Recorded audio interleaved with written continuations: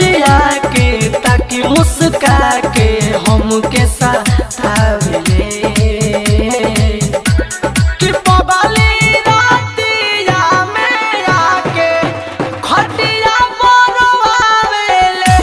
कि पगली रातिया में आके खटिया बनवावेले खटिया बनवावेले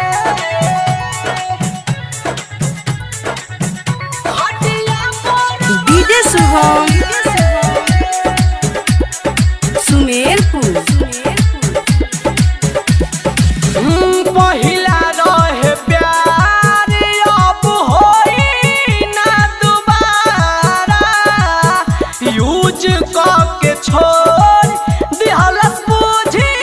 के गुबारा नजर के सोझा से हट गइलू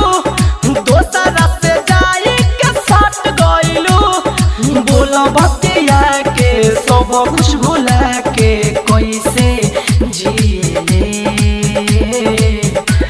कि पगली रातिया में आके खटिया बनवावेले कि पगली रातिया में आके खटिया बनवावेले खटिया बनवावेले खटिया डीजे शुभम सुमेरपुर। कइले रहे प्यार